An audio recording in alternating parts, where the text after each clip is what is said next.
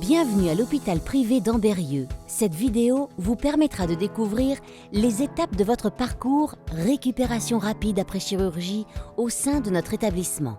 Vous avez rencontré votre chirurgien en consultation qui a défini avec vous la date de votre intervention ainsi que votre prise en charge suivant le protocole de récupération rapide après chirurgie et vous avez pris rendez-vous pour une consultation infirmière.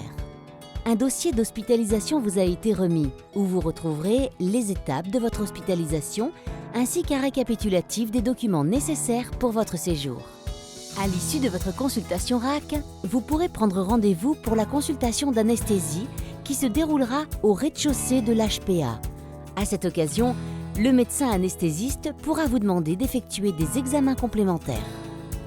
Le jour de votre consultation d'anesthésie, vous pourrez effectuer également votre préadmission au bureau des préadmissions. N'oubliez pas de vous munir des documents demandés dont la liste vous a été communiquée dans le dossier d'hospitalisation sur la fiche « Démarches, documents à réunir en vue de l'hospitalisation ».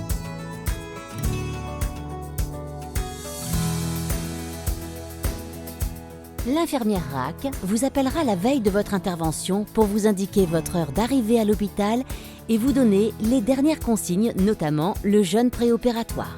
Vous vous présenterez à l'heure prévue au bureau des entrées pour finaliser votre entrée administrative et vous serez alors dirigé vers votre chambre d'hospitalisation.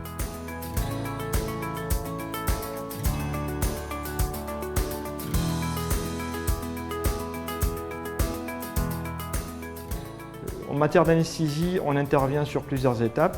On voit le patient, on lui explique la technique d'anesthésie, on lui explique un tout petit peu la chirurgie. Là, on met l'accent sur les éléments suivants. C'est le jeûne préopératoire. Des boissons sucrées, énergétiques, jusqu'à 2 heures avant la chirurgie. L'anesthésie, il faut qu'elle utilise des médicaments à effet le plus court possible. Il faut mettre l'accent sur la prévention de nausées et vomissements post-opératoires qui peuvent être un élément handicapant pour la reprise d'une activité normale. On parle pour les patients tabagiques de l'arrêt du tabac ou de la réduction du tabac, les médicaments antidouleurs, donc pour continuer l'analgésie post-opératoire, balancée. La différence entre une prise en charge dite RAC et une prise en charge conventionnelle réside essentiellement en quelques caractéristiques pendant l'hospitalisation, mais essentiellement toute la prise en charge avant l'hospitalisation. Et toutes les informations sont donc données au patient dès le départ pour qu'il puisse être acteur de sa propre prise en charge, qu'il ait l'ensemble des informations et qu'il puisse préparer l'intervention en n'ayant aucune surprise, donc aucun stress, donc une récupération qui sera beaucoup plus aisée par la suite, avec absence de complications et des hospitalisations plus courtes. Pendant l'hospitalisation, la chirurgie en elle-même ne change pas tellement et c'est essentiellement la prise en charge multimodale de la douleur, c'est-à-dire qu'on va utiliser un certain nombre d'éléments à la fois médicamenteux, mais également de physiothérapie, la glace, un certain nombre d'éléments qui, mis bout à bout, vont diminuer très fortement la douleur. Des techniques à la fois médicamenteuses et d'anesthésie qui vont permettre aux patients de se lever le jour même de l'intervention. Après l'intervention, vous effectuerez un passage en salle de réveil. Le personnel s'assurera lors de votre réveil et vous administrera précocement les traitements antalgiques afin de prévenir l'apparition de douleurs.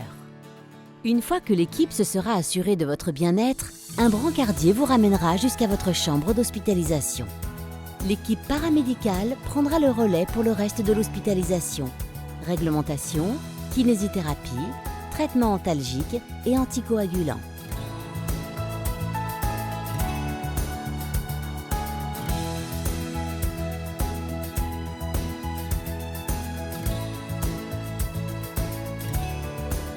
Quelques jours après votre sortie, l'infirmière RAC vous contactera afin de faire un point sur votre état de santé et répondre à vos questions si vous en avez.